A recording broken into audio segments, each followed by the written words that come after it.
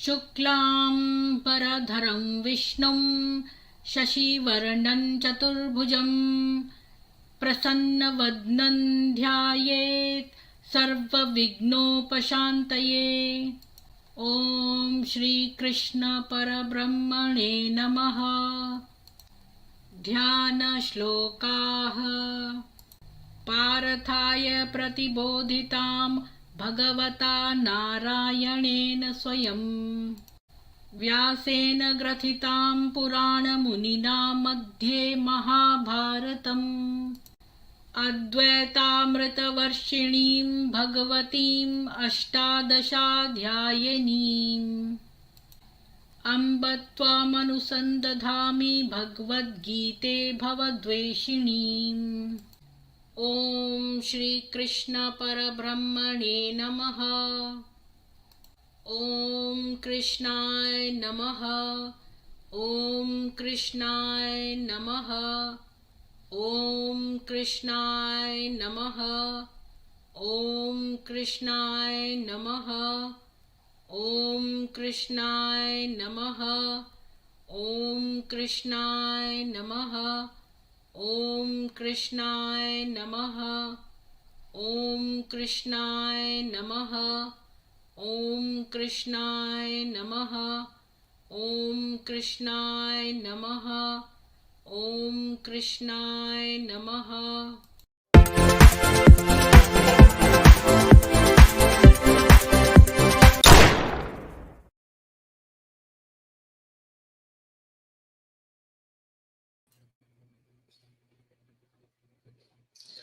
सभी को सुप्रभात और जय श्री कृष्ण। इंदिरा जी और BKS जी, आप लोगों को बहुत साधुवाद आने के लिए और मुझे मेरा मनोबल बढ़ाने के लिए। ये एक पुस्तक है जो एक साइकियाट्रिस्ट ने लिखी है, डॉक्टर JK शाइनलिन। उनको मैं अपने चैनल पे बुलाना चाहती थी, लेकिन मैंने पढ़ा कि वो उनकी जान को ऑलरेडी खतरा है और वो जो है अज्ञात उसमें रह रहे हैं। तो वो एक साइकियाट्रिस्ट है और उन्होंने ये किताब लिखी है, पीपल वर्सेस मैनेजमेंट। और उसमें हमने अब तक देखा कि मोहम्मद जो था वो एंटी सोशल नहीं था, वो सोशियोपैथ नहीं था क्योंकि वो डिप्रेस्ड नहीं था, वो खाली सुसाइड की धमकियां देता था। एक्चुअली मैं सुसाइड नहीं करना चाहता था, लेकिन वो एक सैडिस्टिक था और बच्चे, बूढ़े और जो जानवरों को तंग करते हैं वो इस कैटेगरी में आते हैं।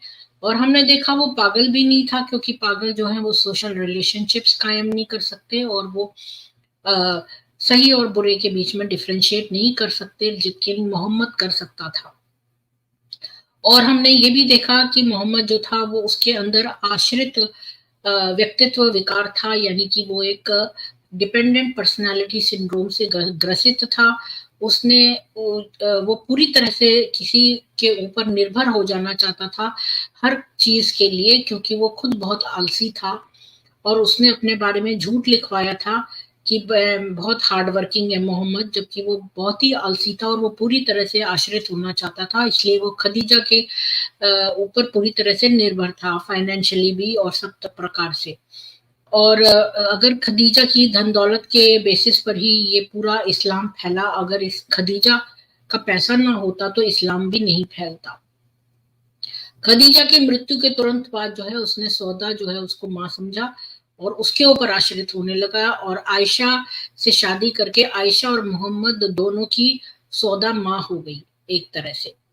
और जो है खदीजा ने नबूबत के लिए नंगे होकर अपने जेनिटल्स दिखाकर और मोहम्मद से को डिस्ट्रैक्ट कर लिया स्पिरिट से, और उसको इस तरह से पूरी तरह से कन्विंस कर दिया कि वो एक नबी है, और वो जो शैतान, जिसको वो शैतान समझता है, वो एक होली एंजल है जो उसको विजिट करने आता है। और आज हम देखेंगे नेपोलियन कॉम्प्लेक्स और भव्यता का भ्रम कि इसके बारे में क्या है।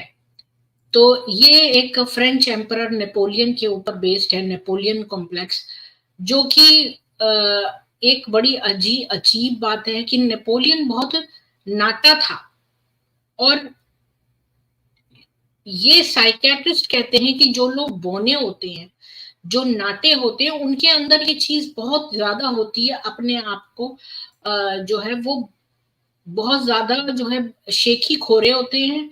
जो बौने लोग होते हैं वो बहुत ज्यादा एरोगेंट होते हैं, नार्सिसिस्टिक होते हैं, और उनके अंदर बहुत ज्यादा एग्रेसिव बिहेवियर होता है। और ये जो 5 फीट 5 से कम के आदमी होते हैं उनके अंदर ये फीलिंग ज्यादा होती है। ऐसा डॉक्टर शाइडलिन कहते हैं कि जो बौने आदमी होते हैं उनके अंदर ये बहुत ज्यादा शेखी खोरापन, बहुत घमंड और बहुत एग्रेसिव बिहेवियर होता है उनका। और मोहम्मद का एक्चुअल फिजिकल हाइट के बारे में भी हम जो है बात करते हैं। ये एक बड़ी एनेक्डोट है मुस्लिम वर्ल्ड के लिए कि एक्चुअली मोहम्मद जो है वो एक मोटा और नाटा था बंदा। अगर आप देखेंगे कि अबू दाऊद की 40 हदीस नंबर चैप्टर नंबर 40 का 4731 हदीस नंबर, उसमें अबू बरजा कहता है कि मैंने देखा अबू बरजा जो कि उबैदुल्ला इब्न जियाद को मिलने आया। तब एक आदमी था जिसका नाम मुस्लिम था, वो भी वहां पर मेरे साथ था। तो उबैदुल्ला ने जब मोहम्मद को देखा तो कहा कि अरे तुम्हारा मोहम्मद तो बहुत नाटा और मोटा है। तो फिर जो अबू बरजा था, वो बूढ़ा था, वो ये बात समझ गया। उसने कहा कि मेरे को उन लोगों के बीच में नहीं रहना जो कि मोहम्मद के साथ रहने में अपने आप को मतलब लज्जित है मोहम्मद की कंपनी में, ऐसा उसने कहा। तो हमें यहाँ से पता चलता है कि एक्चुअली में मोहम्मद भी नाटा भी था और ओबीज भी था, बहुत ज्यादा मोटा था और नाटा था। एक ट्रेडिशन जो है वो बताती है कि जो ग्रैंड मास्टर है इस यूनिवर्स का यानी अल्लाह है, वो एक ओवरवेट ड्वार्फ है, यानी कि वो एक मोटा बोना है। ऐसा इनकी इस्लामिक जो है किताबें बताती हैं कि अल्लाह एक मोटा बोना है। और और ये जो पूरी इस्लामिक दुनिया है इसने इसको डिसएम्बल कर दिया और इस मिथ को फैला दिया कि जो है कि आदमी जो है वो टॉल था, डार्क था और हैंडसम था। और डॉक्टर शाइंडलिन ने बहुत सारे मुसलमानों के साथ इस बात पर डिबेट करी है, और वो सारे मुसलमानों ने जो है ट्रुथ को एक्सेप्ट नहीं किया, और बल्कि उसको बोला कि आपने एक दाईफ हदीस दी है। और डॉक्टर शाइंडलिन कहते हैं कि वो लोग इतने ज्यादा सेंसिटिव हैं इसमें बारे में, लेकिन ये सारी बातें एविडेंस बताती हैं कि मोहम्मद एक्चुअली में एक बहुत ज्यादा नाटा और मोटा आदमी था। एक कॉन्ट्रडिक्शन है इस्लामिक रेप्यूटेशन में कि जो शुरू की हदीसें हैं, जो खदीजा की कोचिंग जो उसने अपने हस्बैंड को करी, वो बोलती हैं, वो भी बताती हैं कि वो आदमी जो था वो शॉर्ट नेचर का था। अगर हम ये खदीजा जब देखते हैं कि खदीजा रीएश्योर करती है अपने हस्बैंड को उसकी दिमागी हालत के बारे में, तो हम जो है एक क्रूशियल डिटेल देते हैं, जो कि डिटेल देखते हैं जिससे कि इस्लाम का झूठ पकड़ा जाता है। यहाँ पर ट्रेडिशन ये बताता है, हदीसें बताती हैं कि खदीजा ने जो स्पिरिट आती थी मोहम्मद के ऊपर, उसको टेस्ट करने के लिए अपने हस्बैंड को अपनी जांघों के बीच में बिठाया, और बार बार वो उसको एक जांग से दूसरे जांग पर ट्रांसफर करती थी, जिससे पहले कि वो अपने लेग्स को खोल के उसने अपने पूरे जेनाइटल्स जो उस स्पिरिट को दिखाए। और उसने कहा कि प्लीज मुझे बताओ मोहम्मद कि क्या जो स्पिरिट तुम्हारे पास है। तो मोहम्मद ने कहा कि पहले तो उसने कहा था कि मोहम्मद ने बताया कि स्पिरिट का अराइवल है। तो खदीजा ने कहा मोहम्मद मेरे लेफ्ट वाली थाई पर बैठ जाओ। तो मोहम्मद उसकी लेफ्ट वाली थाई पर बैठ गया। तो उसने उससे फिर पूछा क्या तुमने वो स्पिरिट देखी है? तो फिर उसने कहा हाँ देखी है। तो फिर उसने कहा अब तुम मेरी राइट वाली थाई पे बैठ जाओ। तो मोहम्मद जाके उसकी राइट वाली थाई पे बैठ गया। तो फिर उस खदीजा ने कहा तुमने वो स्पिरिट देखी? तो उसने कहा हाँ। तो उसने कहा ठीक है तो मेरी गोदी में बैठ जाओ। तो फिर मोहम्मद उसकी गोदी में बैठ गया। तो उसने कहा तो तुमने स्पिरिट देखी? तो उसने कहा हाँ। तो खदीजा ने क्या किया कि अपनी बॉडी का जो प्राइवेट पार्ट्स है वो खोल के और फिर उस मोहम्मद को फिर से बोला बैठने को। तो उसने कहा कि क्या तुम्हें वो स्पिरिट दिख रही है? तो उसने कहा नहीं। तो उसने कहा कि देखा, ये एक एंजल है और न कि डेवल है, क्योंकि एंजल जो है वो नंगी प्राइवेट पार्ट को देख के चले जाते हैं। तो वो बोना था, तभी तो वो एक थाई से दूसरे थाई पर बार बार उसको ट्रांसफर कर रही थी। ये एक दूसरा सबूत मिलता है हमको। तो अब ये बताओ कि अगर मोहम्मद बहुत टॉल होता, वेटी होता, मस्कुलर आदमी होता, तो वो क्या एक जैसा कि ये कहते हैं कि ये बुढ़िया थी खदीजा, बड़ी औरत थी और वो तो 25 साल का था, तो अगर ये बड़ा टॉल और बड़ा मस्कुलर आदमी होता तो वो क्या किसी बूढ़ी औरत की थाइस पर बैठ सकता था? और कोई हमारे पास ऐसी हदीस नहीं है जिसमें कि लिखा हो कि उसको बड़ा अनकंफर्टेबल महसूस हुआ।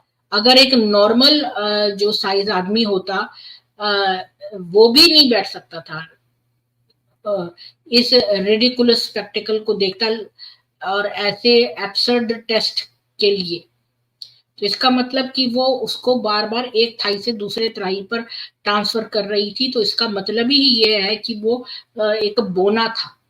ये इसका एक दूसरा सबूत है। जी न्यू फिजिक्स जी, मैं अभी आपको प्रूव करा है दो एक हदीस से कि मोहम्मद जो है वो बोना और मोटा था। जब वो उबैदुल्लाह से मिलने गया तो उसने कहा अरे तेरा ये मोहम्मद तो बोना है और मोटा है। तो उसने कहा मैं उन लोगों के साथ नहीं रुकना चाहता जिनको मोहम्मद का साथ देने में लज्जित होना पड़ता है। ये पहली हदीस है अबू दाऊद की। दूसरा प्रमाण ये है कि मोहम्मद बोना था, क्योंकि खदीजा जब वो डर के आया कि ये स्पिरिट यहाँ पर है, तो खदीजा ने कहा उसको कि मेरी लेफ्ट वाले थाई पर बैठ जाओ। और फिर उसने कहा कि तुम्हें स्पिरिट दिख रही है? उसने कहा हाँ। तो उसने कहा मेरे राइट वाली थाई पे बैठ जाओ। फिर उसने राइट वाली थाई पर उसको बिठा दिया। फिर वो उसने कहा स्पिरिट दिख रही है? उसने कहा नहीं। फिर उसने नहीं, उसने कहा हाँ दिख रही है। तो फिर उसने उसको अपनी गोदी में बिठा के और उसके बाद उसने अपने जो है प्राइवेट पार्ट खोल दिए और अपना नंगा जो है नीचे का खोल कर उसने दिखाया स्पिरिट के सामने, पूरा एक्सपोज किया। तो जो उसने फिर पूछा कि क्या अब स्पिरिट दिख रही है? तो मोहम्मद ने कहा नहीं दिख रही है। तो उसने कहा देखो, एंजल्स जो होते हैं वो वुमन के प्राइवेट पार्ट्स नहीं देखते हैं और तुम पर जो है शैतान नहीं आता बल्कि एंजल आता है। इस तरह कह के उसने मोहम्मद को जो है कन्विंस किया। तो अगर वो बोना नहीं था, बोना था तभी तो वो एक थाई से दूसरे थाई पर उसको ट्रांसफर कर रही थी। मुसलमान ये जो झूठ बोलते हैं कि मोहम्मद तो बड़ा टॉल डार्क हैंडसम था, तो ऐसा कुछ नहीं था। और ये तो अगर अगर ऐसी बात होती कि मोहम्मद जो है टॉल डार्क हैंडसम होता और ये बूढ़ी जैसा कि ये कहते हैं कि खदीजा बूढ़ी थी और मोहम्मद तो बड़ा जवान और मस्कुलर था, तो वो एक बूढ़ी के लैप में बार बार लेफ्ट टू राइट और राइट टू लेफ्ट ऐसे तो नहीं बैठ सकता था। तो ये दूसरा प्रूफ है कि मोहम्मद एक बोना था। तो तो फिर नेपोलियन कॉम्प्लेक्स क्या है? जो टेक्स्ट बुक क्लासिफिकेशन है वो ये कहती है कि ये स्ट्रॉन्ग इंफीरियोरिटी कॉम्प्लेक्स को ही नेपोलियन कॉम्प्लेक्स कहते हैं। और जो लोग बहुत नाटे होते हैं, जैसे कि नेपोलियन था, वो एक बोना था। जो लोग नाटे होते हैं वो ज्यादा शेखी खोरे होते हैं और अपने आप को रिस्पेक्ट दिलवाने के लिए वो अपने आप को बहुत ज्यादा शेखियां मारते हैं और बहुत घमंडी होते हैं और ईगोटिस्टिकल होते हैं, क्योंकि वो अपनी हाइट का कॉम्पनसेशन करते हैं। तो आपने देखा होगा जितने भी बोने हैं वो अपने आप को ज्यादा ही शेखी मारते हैं और दूसरों को अपनी जो हाइट में उनकी कमी है उसको पूरा करने के लिए उनके अंदर एक्सट्रीम इंफीरियोरिटी कॉम्प्लेक्स होता है। इसी को नेपोलियन कॉम्प्लेक्स कहा जाता है और ये चीज जो है मोहम्मद के अंदर थी, क्योंकि वो एक बोना था। क्योंकि जो लोग शॉर्ट होते हैं उनको जो है अटेंशन नहीं मिलता है, तो अपना वैलिडेशन के लिए उनको कांस्टेंट वैलिडेशन की जरूरत है और उनको इनएडिक्वेट लगता है, इसलिए उनको कांस्टेंट वैलिडेशन चाहिए। और इस्लामिक टेक्स्ट है वो कहते हैं कि जो मोहम्मद का स्टेचर था वो एक डॉर्फ था। तो इसलिए हम कह सकते हैं कि बहुत सारे साइकोलॉजिस्ट ने ये कंक्लूड किया है कि उससे ही उसको बहुत एक्सेप्शनली नेगेटिव पर्सनल इश्यूज थे, क्योंकि उसकी हाइट की वजह से और जो अर्लियर चाइल्डहुड में इस वजह से जो बच्चे उसका मजाक बनाते थे, इससे उसके अंदर बहुत तरह के इंफीरियोरिटी कॉम्प्लेक्स एक्सट्रीम में डेवलप हो गए थे। इसीलिए मोहम्मद ने एक फेलेशियस बैक स्टोरी अपने नबूवत की झूठ मूठ में बनाई, और उसने अपने जो ये मनगढ़ंत कहानियां बनाता था कि वो सुपर नेचुरल बींग्स के सामने के साथ उसका इंटरेक्शन होता है, वो अपनी इस इनसिग्निफिकेंस को कि भाई वो बोना और नाटा है और किसी काम धाम का नहीं है, तो अपने आप को इम्पोर्टेंट दिखने के लिए उसने ये सारी कहानियां लोगों के बीच में बनाई ताकि वो कुछ अपनी इम्पोर्टेंस गेन कर सके। क्योंकि बहुत सारे जो हंड्रेड्स ऐसे मिलेंगे आपको जो वीक माइंडेड फूल्स हैं, जिन्होंने कि उसकी नॉनसेंस को जो है पर यकीन करके जो कि वो प्रीच करता था, और उसके साथ एक इन्फेचुएशन सा डेवलप कर लिया, जो कि उसके लिए एक पॉजिटिव इन्फोर्समेंट था, क्योंकि उसकी साइकोपैथी के लिए, जिसने उसको कंडीशन करा कि वो अब वो इसी तरह से रहेगा। यानी कि ये पॉजिटिव एनफोर्समेंट हुआ।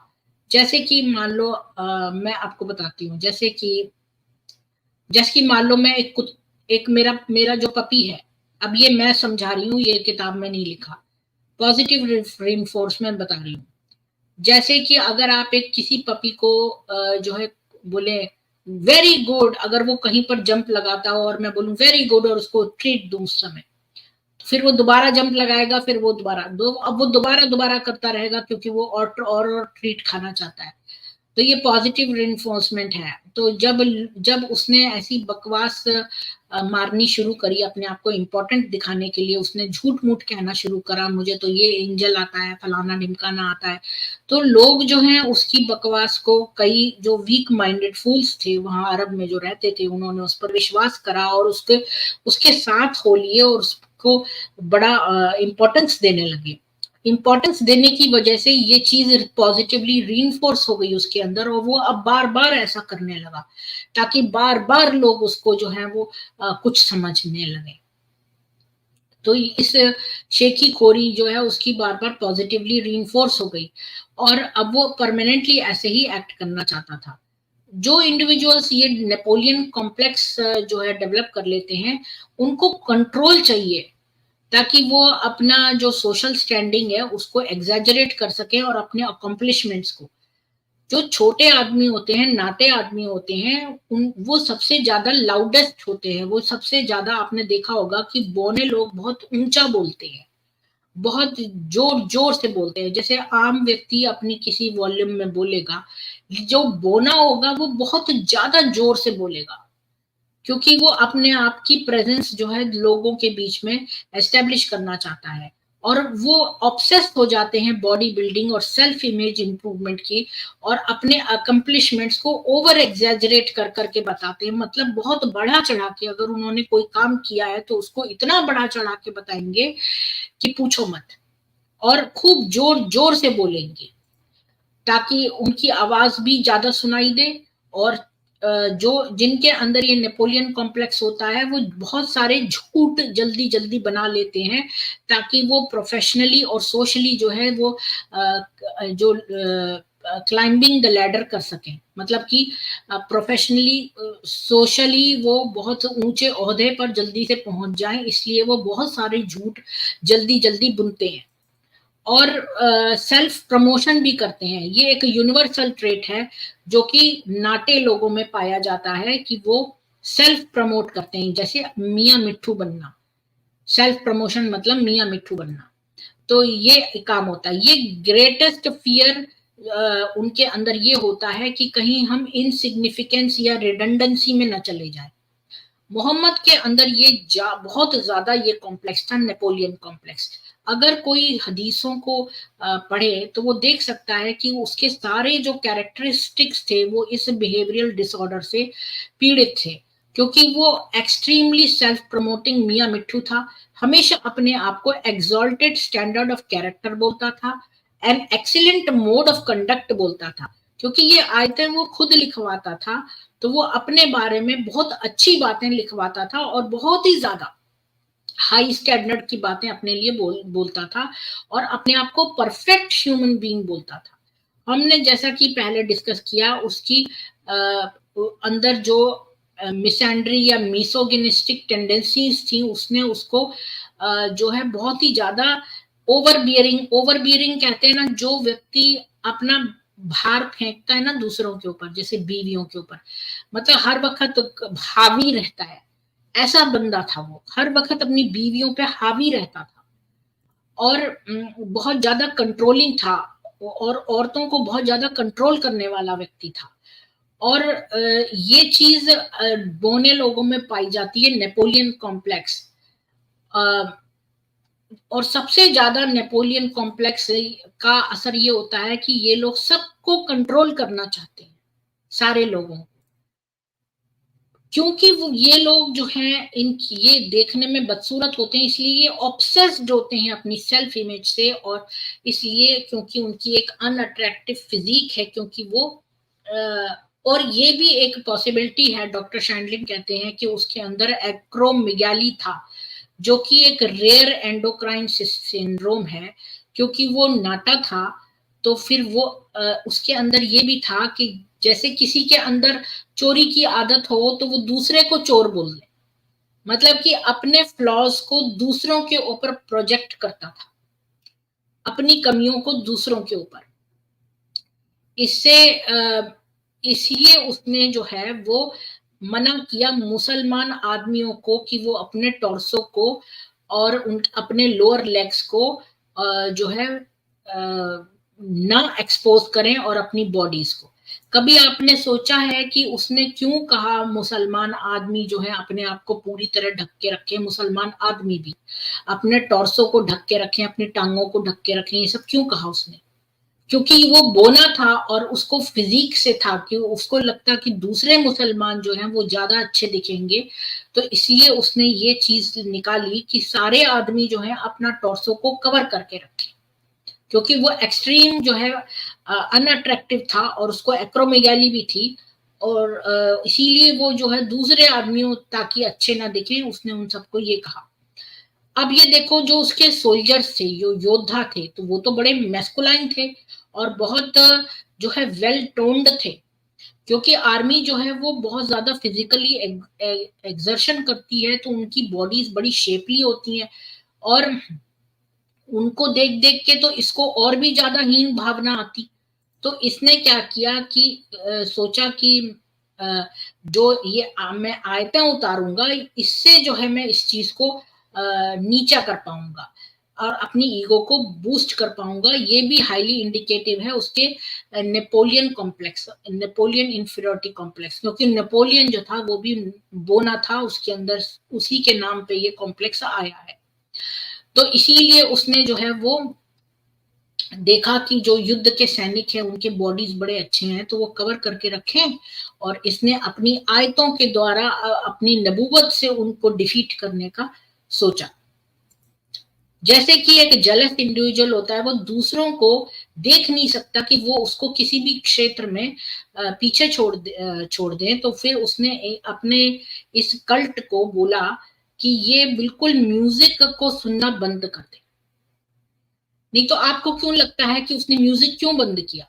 वो इसलिए कि कोई कहीं इस कला में आगे ना निकल जाए, और मोहम्मद हर चीज में सब सर्वोपरि होना चाहता था, वो सबको कंट्रोल करके और हीन दिखाना चाहता था और अपने को उनसे ऊपर दिखाना चाहता था। लेकिन चूंकि वो डॉर्फ था, वो ऐसा नहीं कर सकता था, लेकिन आयतन बता बता के अपने आप को हाई परफेक्ट ह्यूमन बता के, और उसने, ताकि कोई संगीत के क्षेत्र में आगे ना निकल जाए, कला के क्षेत्र में आगे ना निकल जाए और वो जेलस होता, तो उसने म्यूजिक से पाबंदी कर दी। अब कोई भी कोई म्यूजिकल इंस्ट्रूमेंट प्ले करेगा तो उसके अंदर बहुत ज्यादा स्किल होगी, और चूंकि मोहम्मद खुद कोई म्यूजिकल इंस्ट्रूमेंट प्ले नहीं कर सकता था, इसका मतलब ये प्रूव हो जाएगा कि वो तो परफेक्ट ह्यूमन बीइंग है ही नहीं। क्योंकि दूसरा अगर कोई ज्यादा अच्छा वाद्य बजा रहा है, कोई ज्यादा अच्छा कोई इंस्ट्रूमेंट प्ले कर रहा है, तो इसका मतलब उसकी स्किल तो मोहम्मद से ज्यादा हो गई। तो मोहम्मद ऐसा चाहता ही नहीं था, वो दिखाना चाहता था वो हर चीज में सबसे ऊपर है। तो अब वो compete नहीं कर सकता, तो क्या करे? अब उसने इसीलिए उसको बैन कर दिया, ताकि अब कोई भी म्यूजिक इंस्ट्रूमेंट नहीं बजा सकेगा, क्योंकि मोहम्मद को बजाना नहीं आता। या फिर सुनेगा। तो फिर वो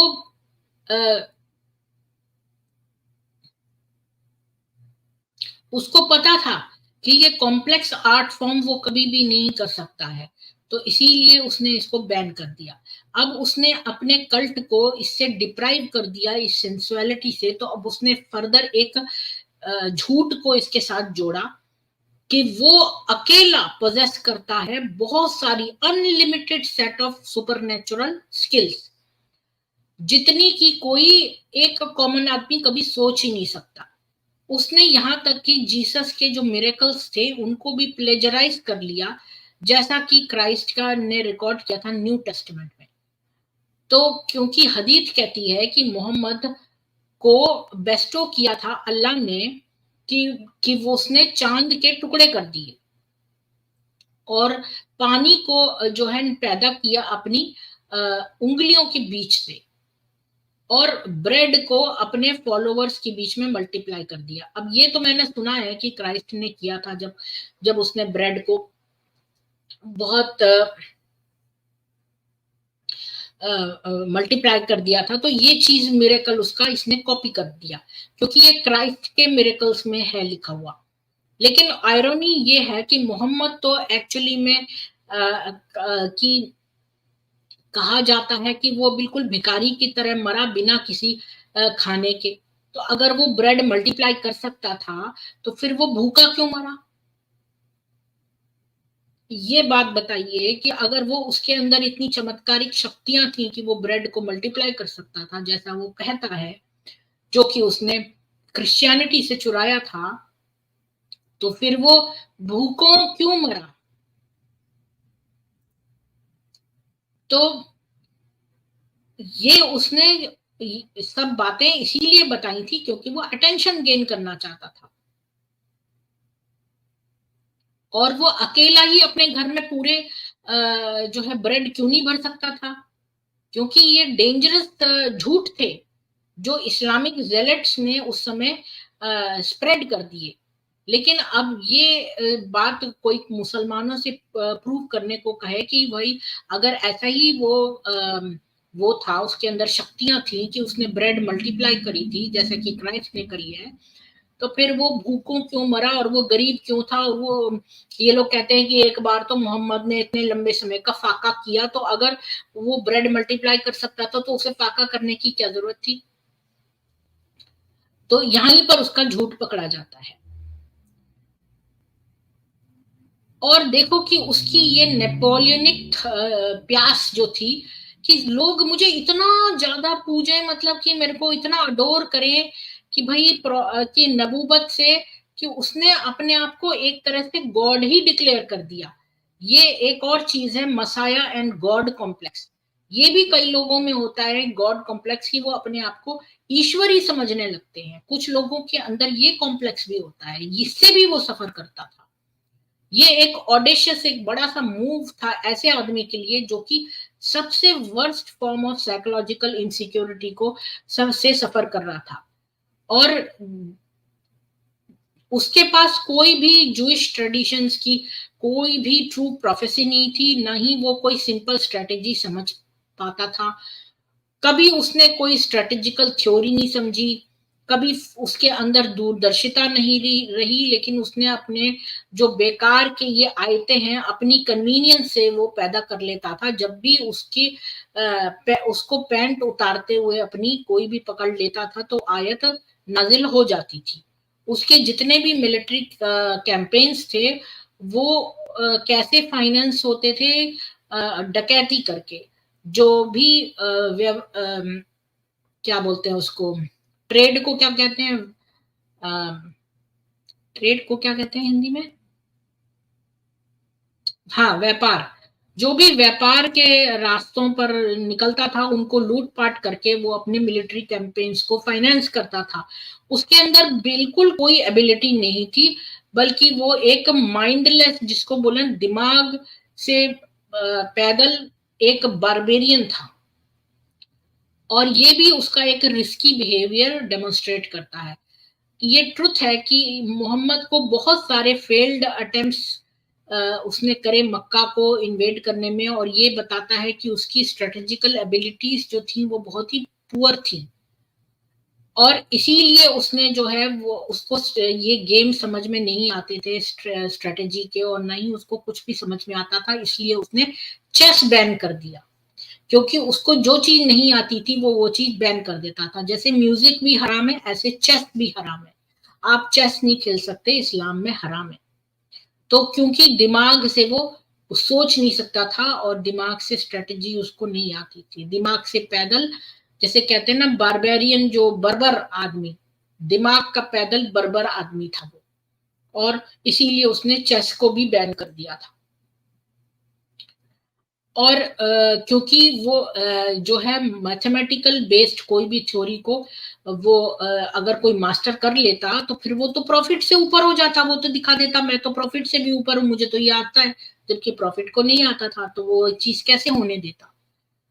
तो वो तो अपने आप को एक ऐसा व्यक्ति कहना चाहता था जिसे कि गॉड ने खुद चूज किया है सारे मैनकाइंड के लिए।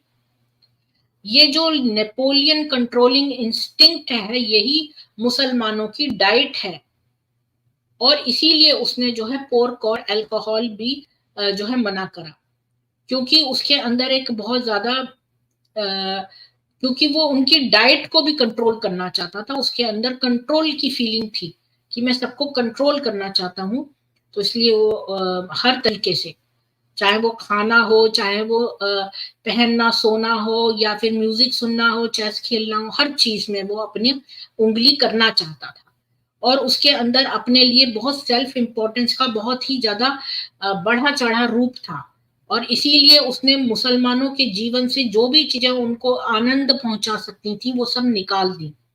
उन्होंने उसने लास्ट काम ये किया कि उनकी इंडिविजुअलिटी यानी उनका अस्तित्व ही निकाल दिया। उसने उनका हेयर स्टाइल, उनका पर्सनल ड्रेस सेंस, वो सब उसने, जैसे कि नॉर्थ कोरिया में करा जाता है अपने इंडोक्ट्रिनेट उनके सिटीजन्स को, जो कल्ट है नॉर्थ कोरिया जो है, जैसे एक एक डिक्टेटर के अंडर में है, ऐसे ही उसने ये काम किया। अब उसने ये आदमियों को तो, उसको तो जेलसी थी ही, क्योंकि आदमी जो थे उनकी बॉडी, ये तो खुद बोना था, और आदमी तो बड़े सुंदर मतलब वैसे थे, लंबे चौड़े, और उनकी जो योद्धा होते थे उनकी बॉडी तो पूरी बनी हुई होती थी।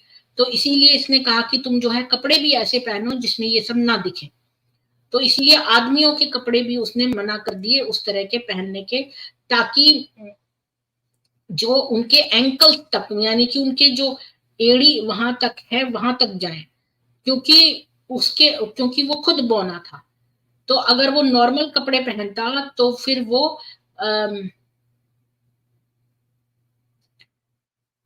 क्योंकि वो लिथड़ते, और इससे वो बीच बीच में उस पर ट्रिप कर जाता। अब जब वो अमीर हो गया और एक कैप्ट आदमी हो गया खदीजा से शादी करने के बाद, तो फिर मोहम्मद जो है उसने अपने कपड़े बकायदा सिलवाए, जो कि उसके बोने शरीर को फिट बैठे, क्योंकि पहले तो वो अटकता रहता था और गिरता रहता था अपने कपड़ों में, जहां भी जाए, क्योंकि कपड़े लंबे होते थे तो वो गिर जाता था उसमें। पर क्योंकि टेलर जो थे कस्टम मेड वो कपड़े अफोर्ड नहीं कर पाते थे, वो खाली जो जो अमीर लोग हैं वही अफोर्ड कर पाते थे दर्जी को। तो जब खदीजा से इसकी शादी हुई तब इसने एक दर्जी ने इसके लिए इसके बोने शरीर के लिए कस्टम मेड कपड़े बनवाए, और तब वो ये अटक के गिरता नहीं था, और इसके सारे कपड़े जो थे वो एंकल्स के ऊपर होते थे, इसके पजामे जो भी है वो इसके एंकल्स के ऊपर। तो इसीलिए उसने सब आदमियों को कहा कि उसका स्टाइल जो है वो कॉपी करे, जैसे वो कपड़े कर रहा है। ये भी एक नेपोलियन प्राइड का हिस्सा है, और बहुत लंबे समय तक उसने अपना ये साइकोलॉजिकल स्कार कि बचपन से तो वो खदीजा के साथ था नहीं, तब वो जैसे कपड़े पहन के अटक अटक के गिरता रहता था, तो इसका जो फियर उसके दिमाग में आ गया था, वो उसने कि उसके बोनेपन का उसने उसको अपने अंदर में संजोल के रखा हुआ था। उस डर वो उसके अंदर से पूरी तरह नहीं निकला था, वो उसके अंदर छुपा हुआ था। हालांकि अब खदीजा से शादी होने के बाद उसके वो इस लायक हो गया था कि कपड़े उसके हिसाब से बनाए जा सके। तो प्रॉफिट ने कहा, सही बुखारी 772-678 में, कि द पार्ट ऑफ एन इजार which hangs below the ankle is in the fire and Allah's apostle said, Sahih Bukhari 772-681 में, while a man was dragging his izar, yani garment, on the ground behind him, suddenly Allah made him sink into the earth and he will go on sinking into it till the day of resurrection. तो उसका अपना ये जो उसने कहा कि तुम सारे लोग इसी तरह के मेरे जैसे कपड़े पहनो, क्योंकि अगर तुम्हारे कपड़े लिथड़ते हैं, तो एक आदमी था कि उसके कपड़े लिथड़ते थे तो वो सब नीचे चला गया और वो धरती में तब तक धंसता रहेगा, तब जब तक कि कयामत का दिन, रिजरेक्शन का दिन, जब तक लोग दोबारा से मुर्दे ना खड़े हो जाए उस दिन तक वो अंदर धंसता रहेगा। ये डर जो था वो एक ऐसा था जो कि एक गोंद की तरह था इस कल्ट में। मोहम्मद ने जो है डिक्टेट किया अपने फॉलोअर्स को कि वो किससे दोस्ती कर सकते हैं, और जितने भी काफिर हैं वो सारे राक्षस हैं। उनको एक नजस क्रीचर उसने बताया, और इसी तरह उसने सारे मुसलमानों का जो सोशल सर्कल है उसको भी कंट्रोल करना शुरू कर दिया। और उसने जो है मैनिपुलेट किया जो लॉजिक है उसको, और उसने कॉमन सेंस को डिस्करेज किया कि कोई भी अपनी कॉमन सेंस न लगाए। और उसने अपने फॉलोअर्स को कहा कि वो कोई भी दया न दिखाएं काफिरों पे। और ये बिल्कुल ट्रू है उनके लिए जो नेपोलियन कॉम्प्लेक्स से सफर करते हैं। यानी वो नेपोलियन जो कि एक बोना था, और अपने बोनेपन को छुपाने के लिए वो ज्यादा जोर से बोलता था, लोगों को कंट्रोल करने की कोशिश करता था, और बहुत ज्यादा एग्रेसिव नेचर का था, और बहुत ही ज्यादा शेखी खोरा था और मियाँ मिट्ठू था। ऐसे ही नेपोलियन कॉम्प्लेक्स ये मोहम्मद था। ये एक कंट्रोल फ्रीक था, जैसा कि अभी इंदिरा जी ने लिखा था थोड़ी देर पहले। ये एक कंट्रोल फ्रीक था, और ये एक जैसे एक स्कूल में कोई बुली होता ना है वो, या फिर कोई पैरानॉइड गैंग लीडर। इस्लामिक हदीसें हमें बहुत कुछ बताती हैं मोहम्मद की जो अलंतरानियां उसने लंबी लंबी जो छोड़ी हुई थी। एक कि वो अपनी बीवियों को सारी एक ही रात में जो है सेटिस्फाई करता था, और जबकि उसको डॉक्टर शाइनलिंग कहते हैं कि मोहम्मद को क्रॉनिक इम्पोटेंस था। वो उसके अंदर वो इम्पोटेंट था, बहुत जबरदस्त इम्पोटेंट था। उसके अंदर वाइल्ड फैंटेसीज थी कि उसके अंदर जो है सेक्सुअल स्ट्रेंथ है 30 आदमियों की, कि अल्लाह ने उसको एक पॉट भेजा था मीट, जो कुक्ड मीट था जिसमें कि जादू की चीजें थी, जिसे खाकर मोहम्मद के अंदर 30 आदमियों की सेक्सुअल पावर आ गई थी। और जिनके अंदर बहुत ज्यादा अपने लिए बढ़ा चढ़ा के बहुत अपने बारे में वो बहुत अच्छा सोचते हैं, वो उनके अंदर ऐसे डिल्यूजन्स हो जाते हैं जब वो अब सोचने लगते हैं कि हमारा तो बहुत बढ़िया रिलेशनशिप है एक ऐसी पावरफुल एंटिटी के साथ जो कि हमारा एक गॉड के साथ कनेक्शन है डायरेक्ट। तो मतलब उनके अंदर अपनी इंपॉर्टेंस इतनी हाई होती है अपने दिमाग के अंदर। तो ऐसा था कि वो समझता था कि उसका बड़ा स्पेशल कनेक्शन हो गया है गॉड के साथ, और उसको भाई ये चूज किया गया है कि ये बहुत बड़ा कार्य करे। और अपने जो चूंकि कार्य तो उसने कुछ करा नहीं था उसके अंदर, तो वो तो आलसी था और कोई काम उससे होता नहीं था क्योंकि कोई स्किल्स उसमें थी भी नहीं। तो अब वो अपने उसको कॉम्पनसेट करने के लिए उसने ये सारी सुपर नेचुरल मिरेकल्स वाली बातें बतानी शुरू कर दी ताकि लोगों के ऊपर उसका प्रभाव आता रहे। और अगर अनडायग्नोज हो जाए और इस नेपोलियन कॉम्प्लेक्स का जो शिकार व्यक्ति है, अगर कोई इसको डायग्नोज ना करे और इसका ट्रीटमेंट ना करे, तो ये नेपोलियन कॉम्प्लेक्स आगे बढ़ बढ़कर हाईली डिल्यूजनल स्टेट हो जाती है, जिसमें कि एक ग्रैंडियोस सेल्फ एग्जिस्टेंस हो जाता है, जिसको मेगालोमेनिया कहते हैं, मतलब कि भव्यता का भ्रम हो जाता है। यानी कि नेपोलियन कॉम्प्लेक्स को अगर ट्रीट नहीं किया गया डॉक्टरों के द्वारा, तो ये बढ़ बढ़ के भव्यता का भ्रम का एक सिंड्रोम होता है, उसमें बदल जाता है, जो कि एक एक्यूट मेगालोमेनिया जिसको कहते हैं। और ये बड़ी दुख की बात है कि मोहम्मद जो है वो उसके अंदर ये बहुत ज्यादा एग्जैजरेशन और डिल्यूजन तक पहुंच गया था, वो मेगालोमेनिया के लेवल तक पहुंच गया था, और उसके अंदर उस अपना सेल्फ वर्थ इतना भयंकर हो गया था, और उसका जो एग्रेशन था वो भी अनचेक्ड था, मतलब कोई उसको रोक टोक करने वाला नहीं था।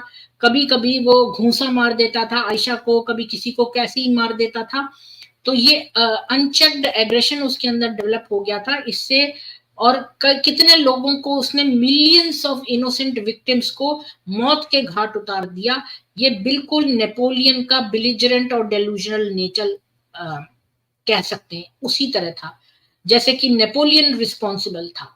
इंडिविजुअल्स जो इस डेलूजन ऑफ ग्रैंडियर यानी कि भव्यता के भ्रम से सफर करते हैं, वो अपनी मीडियोक्रिटी को एक्सेप्ट नहीं करते। अगर कोई उनको बोल दे तुम तो एक एवरेज पर्सन की तरह हो, तो वो उसको एक्सेप्ट नहीं करते।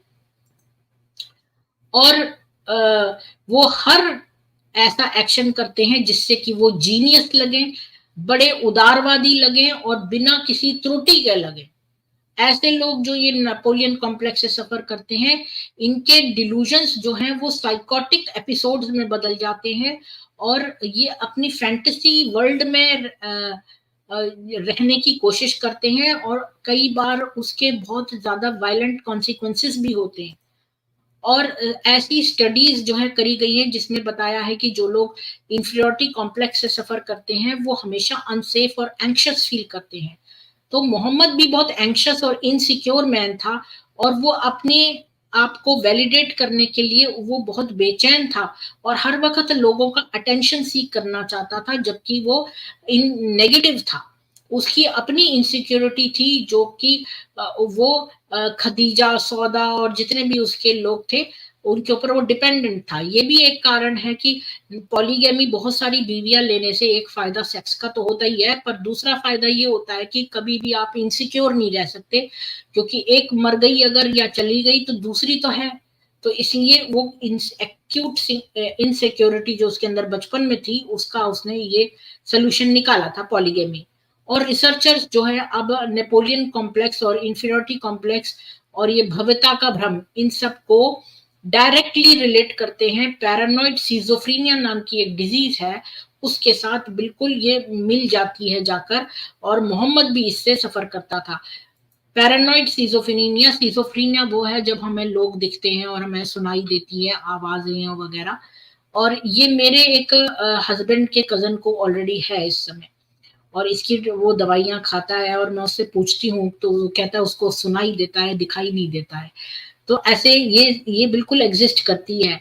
तो ये जो डॉक्टर्स हैं, साइकियाट्रिस्ट हैं, वो इस अवस्था को अब पैरानॉइड सिजोफ्रेनिया के साथ लिंक करते हैं। और मोहम्मद भी इससे सफर करता था, और सिजोफ्रेनिया से, और वो अपने डिल्यूशंस को एक डिफेंस मैकेनिज्म की तरह अपने जो उसके अंदर इंफीरियोरिटी कॉम्प्लेक्स था, क्योंकि वो बोना था और उसका मजाक बचपन में बनाया गया और सारे आदमी वैसे थे, तो इस वजह से वो उसको काउंटर करने के लिए सुपर नेचुरल अपनी शेखियां मारता था। तो बस आज हमने ये देखा नेपोलियन। हाँ, अभी तो थोड़ा और भी है। और दुर्भाग्य की बात यह है कि आज भी इस्लाम जो है वो फैला रहा है झूठ इस आदमी के, मोहम्मद के फिजिकल स्टेचर के बारे में, कि ये टॉल डार्क हैंडसम है, जबकि वो और बड़ा ही उसका बड़ा बढ़िया स्वभाव है, और वो बड़ा साइकोलॉजिकली स्टेबल कंडीशन में है। जो टिपिकल मुस्लिम डिफेंस है उसको हम और हेल्प नहीं कर सकते, क्योंकि इनका इंडोक्ट्रिनेशन जो है वो 1400 साल से हुआ है, तो इनके अंदर से ये चीज इतनी आसानी से नहीं निकलेगी। जैसे कि नॉर्थ कोरिया में जो एक्सटेंडेड किम की फैमिली है, जहां पर नॉर्थ कोरियन पब्लिक जो है वो अपने लीडर्स को एक बहुत ज्यादा एडोर करती है, तो वो भी एक कल्ट पर्सनैलिटी का एक चिन्ह है। तो इस्लाम भी जो अपने मास्टर के लिए उसी तरह की एडोरेशन करते हैं। एक चीज है प्यार करना, प्यार से भी ज्यादा एडोर करना पूरी तरह से, ऐसे हैं वो। तो उस आदमी के लिए जो कि एक टॉल है और बड़ा परफेक्ट ह्यूमन बीइंग है, उसका सच्चाई ये है कि मोहम्मद जो है एक बहुत ही फ्रस्ट्रेटेड, डॉक्टर शाइनलिन कहते हैं कि मोहम्मद एक बहुत ही फ्रस्ट्रेटेड, खुद से घृणा करने वाला, अपने प्रति निराशात्मक इंडिविजुअल है। और उसका एक ही कारण है, उसकी हाइट। और डॉक्टर शाइनलिन कहते हैं उन्हें कोई सिंपैथी नहीं है ऐसे मुसलमान के लिए जो कि जानबूझकर इस झूठ को डाइजेस्ट करता है कि भाई उसका मास्टर जो है वो एक मिथ को फैलाता है कि वो बड़ी अच्छी इंप्रेसिव फिजिक का था, और वो ये बात एक्सेप्ट नहीं करने से मना कर देता है कि उसका जो प्रॉफिट था, वो उसका नबी जो है वो एक बोना था, और वो न केवल फिजिकली बल्कि मेंटली इमोशनली भी कुछ भी नहीं था। ये बात ये लोग एक्सेप्ट नहीं करते। तो बस हमने आज यही देखा कि ये नेपोलियन कॉम्प्लेक्स क्या है, कि जो बौने लोग होते हैं वो ज्यादा जोर से बोलते हैं और एग्रेसिव होते हैं, बहुत ज्यादा शेखी खोरे होते हैं, क्योंकि अपनी हाइट को कंपनसेट करने के लिए उनको ये सब करना पड़ता है। और यही नेपोलियन कॉम्प्लेक्स है, इंफीरियरिटी कॉम्प्लेक्स, जो कि मोहम्मद को था। और मोहम्मद मोटा भी था और बोना भी था, ये हमने हदीसों से भी देखा, अबू दाऊद की। और इसीलिए ये इसके अंदर बाद में जब बहुत ज्यादा नेपोलियन कॉम्प्लेक्स बढ़ जाता है तो वो एक भव्यता का भ्रम उसके अंदर हो जाता है, और अब ये सारी चीजें जो हैं सीजोफ्रीनिया, पैरानॉइड सीजोफ्रीनिया से लिंक हो गई हैं। तो ये जो है मोहम्मद इस सबसे सबर करता था, और चूंकि उसके अंदर कोई स्किल नहीं था इसीलिए उसने ये सारी बंदिशें लगाई ताकि मुसलमान अपनी शरीर को न दिखाएं, क्योंकि फिर उनका शरीर इससे इसके शरीर से ज्यादा अच्छा दिखेगा। और आदमी अपने शरीर को ढक के रखे पूरी तरह से, और उसके जैसे कपड़े पहने, और उसके जैसा करे, और वो म्यूजिक वगैरह भी ना सीखे कि कहीं वो उससे आगे ना निकल जाए उसमें। और इसीलिए उसने चेस वगैरह का गेम भी बंद करवा दिया। और बस यही मैंने बाद में आपको समरी बता दी। तो आज का टॉपिक फिनिश होता है, और मैं एक इनवाइट दे देती हूँ, अगर कोई खाली नेपोलियन कॉम्प्लेक्स के बारे में और भव्यता के भ्रम के बारे में बात करना चाहता है उनके लिए। और फिर जो इसका अगला टॉपिक है वो मैं अगली बार करूंगी, जो सीजोफ्रीनिया पे करूंगी।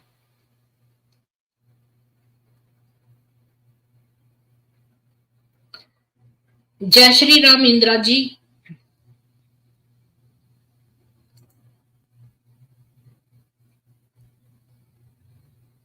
जी बोलिए, आपको नेपोलियन कॉम्प्लेक्स के बारे में क्या बात करनी है?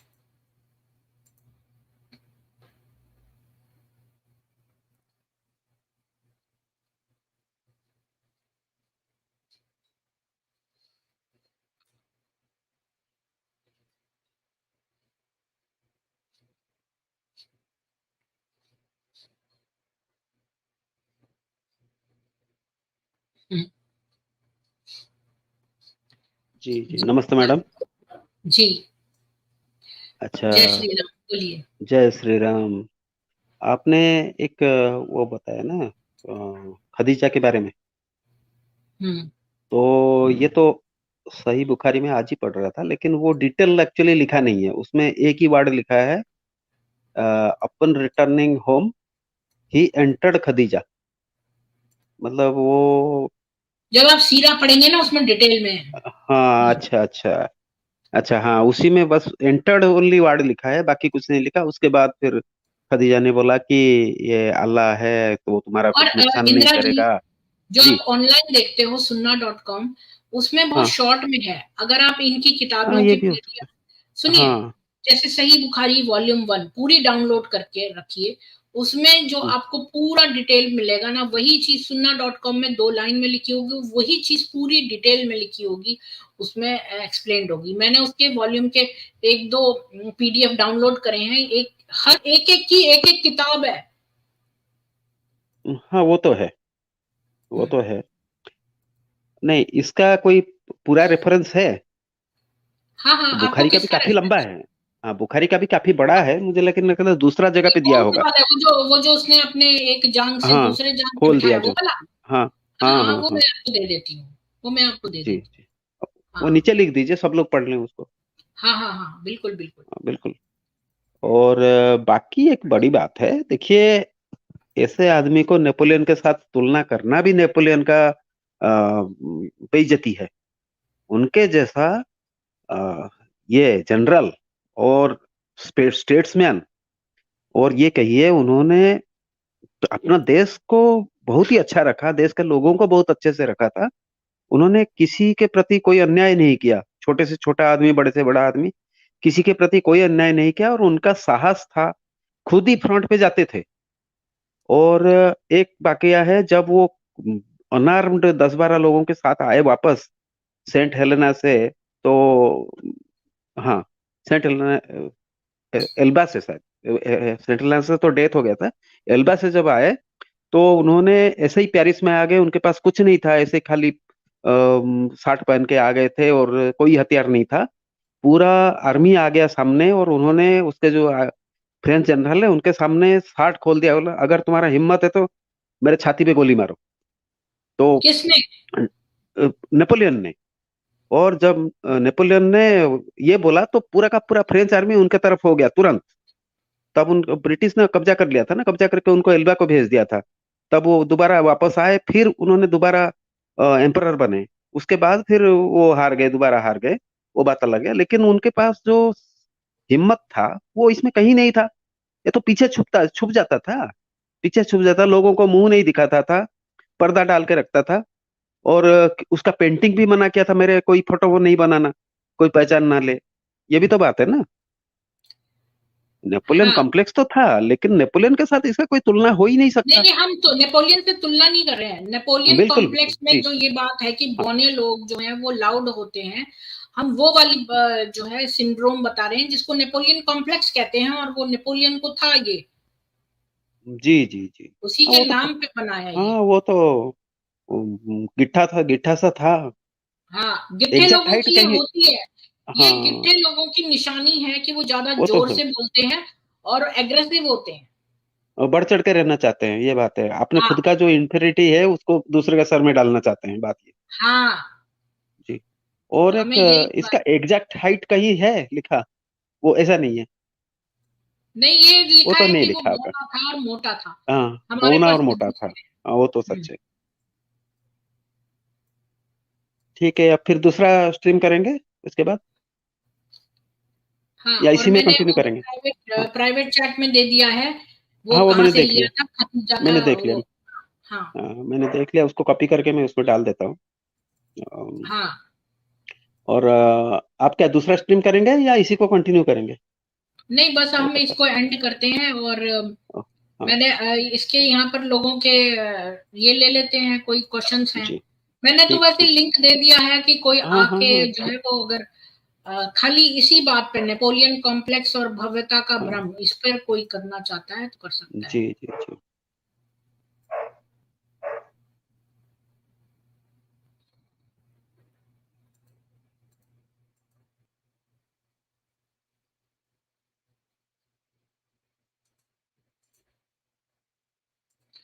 आप सब लोगों से एक विनती है कि प्लीज लाइक शेयर कर दीजिए, क्योंकि आपके लाइक शेयर करने से यूट्यूब आगे रिकमेंड करता है।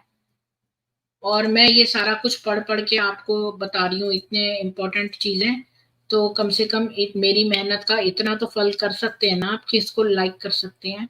8 लोग जितने भी देख रहे हैं, प्लीज वीडियो को लाइक कर दीजिए।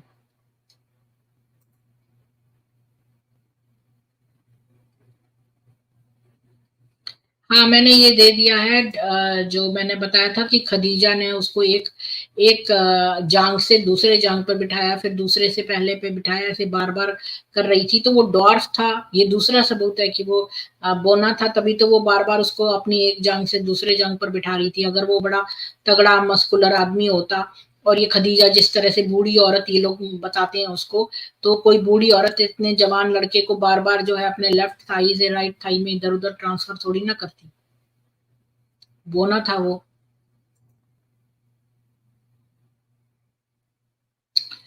तो आप सब लोगों को बहुत बहुत साधुवाद। आने के लिए लाइक शेयर कर दीजिए वीडियो को, और कल फिर मिलेंगे। और कल जो है मैं तुफैल जी के जो है उनको टाइम नहीं था तो उन्होंने शिफ्ट कर दिया फ्राइडे से, तो मैं मंदिर तो जा नहीं पाऊंगी। और जिहादी सूफी प्योर जिहाद के बारे में बात करूंगी। जय श्री राम। मिलते हैं कल सामवेद।